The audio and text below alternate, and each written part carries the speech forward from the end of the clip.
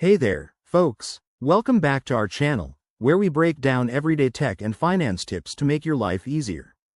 Today, we're tackling something super practical: how to transfer money to your Walmart MoneyCard in 2025. With the latest updates, this process is quicker and more secure than ever, perfect for managing your finances on the go. Whether you're topping up for shopping, bills, or sending money to family, let's dive right in. First things first, you'll need to start by logging into your Walmart MoneyCard account. Head over to the official Walmart website or open the app on your smartphone.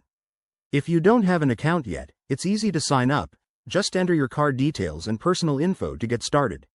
Once you're logged in, navigate to the Transfer Funds or Add Money section. It's usually right on the dashboard for quick access. Next, select your source of funds. You can choose from linked bank accounts, debit cards, or even other payment methods like PayPal if it's integrated. Make sure to double-check that your bank account is properly linked to avoid any hiccups.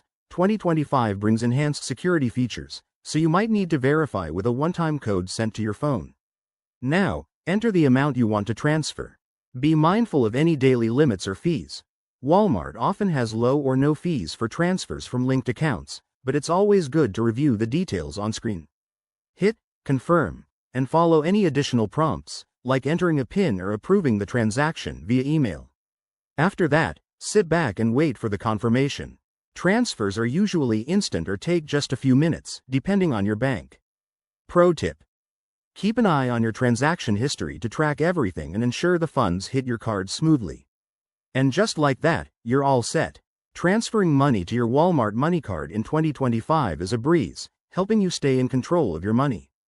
If you found this helpful, give it a thumbs up, subscribe for more finance hacks, and drop a comment if you have questions. Thanks for watching. See you in the next one.